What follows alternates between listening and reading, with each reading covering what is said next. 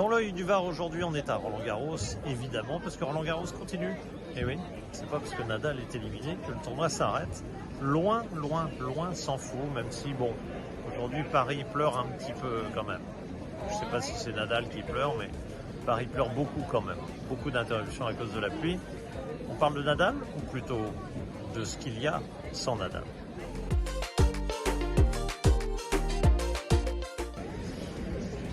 Alors évidemment, on ne peut pas d'un coup rayer l'élimination de Rafael Nadal. Il a gagné 14 fois Roland-Garros. C'est évidemment le meilleur joueur sur terre battue de toute l'histoire du tennis. Et ça le restera très probablement, en tout cas en termes de record. Ce sera quasi impossible à battre. 14 années de domination, enfin 19 années de domination, donc 14 victoires. Et puis il y a eu des absences. C'est pour ça que Roland-Garros survit malgré Nadal, parce que on l'a déjà expérimenté. Il y a eu des années sans Nadal pour des raisons de blessure, ou un Nadal, si ce n'est blessé, mais qui a été battu parfois à la régulière, ou parfois parce qu'il n'était ni en forme, ou pas en forme, ou blessé, ou diminué.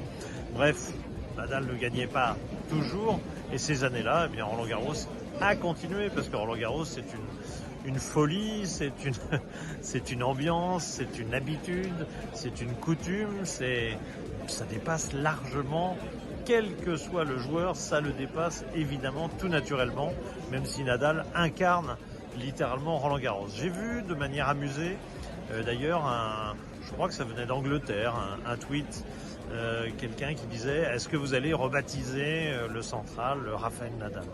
Non, en aucun cas. En aucun cas, parce que ce qui a fait Roland-Garros, ce qui a fait que Roland-Garros est Roland-Garros, eh bien Philippe Chatrier, qui était le président de la fédération dans les années 70-80, y est pour beaucoup.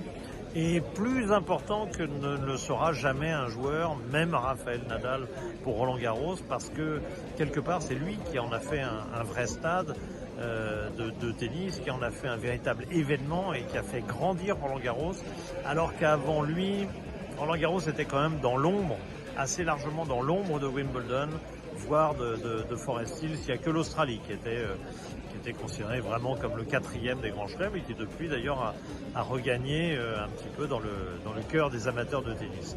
Donc non, Rafael Nadal, il mérite une statue, il l'a.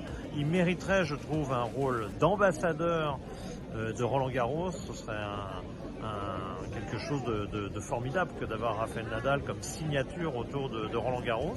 Mais même ça, je crois que ça a fait débat à la fédération il y a quelques années. Même ça ne faisait pas l'unanimité. On est un peu franchouillard par moment, on est un peu refermé sur nous-mêmes. Alors on a fait une allée des grands joueurs français qui est très bien d'ailleurs, c'est très intéressant de rappeler tous ceux qui ont pesé un jour dans le tennis français à travers des titres, des finales, des demi-finales de Grand Chelem, des victoires en Coupe Davis, etc., etc.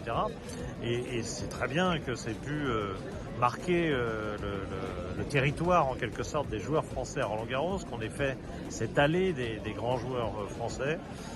Mais pour autant, alors ça c'est notre côté franchouillard, pour autant Nadal a évidemment toute sa place. Alors pas dans les joueurs français évidemment, mais il aurait sa place pour quelque chose de particulier, un rôle d'ambassadeur, un monument un petit peu spécial, différent d'une statue, pourquoi pas. Mais en tout cas, non, il ne faut pas rebaptiser le stade Roland-Garros, le stade Rafael Nadal, ni même le central, stade Rafael Nadal. Non, le Roland-Garros vivra sans Nadal, comme il a vécu déjà sans Federer, qu'il a oublié Borg, qu'il a oublié tous ces géants du jeu de tennis, et que finalement le tennis se porte très bien. Le tennis est plus fort évidemment que tout champion, et notamment les grands chelems qui sont encore plus forts par moment que le tennis lui-même. Voilà, c'était mon avis, mais évidemment vous pouvez ne pas le partager et être en deuil total, habillé en noir, parce que Nadal a perdu un joli match d'ailleurs contre Zverev. Il a fait un match tout à fait honorable. Il faut lui rendre hommage évidemment pour ses 14 victoires, mais aussi pour la manière dont il a essayé tant bien que mal de revenir en se battant comme un fou, en allant à la limite peut-être au-delà de la limite. Nadal a plusieurs fois été dans sa carrière au-delà de sa limite. On aura peut-être l'occasion d'en reparler, mais en tout cas, c'est son choix et on le respecte évidemment pour le match qu'il a réussi face à Zverev. C'est mon avis, hein, encore une fois, mais vous avez le droit de penser différemment.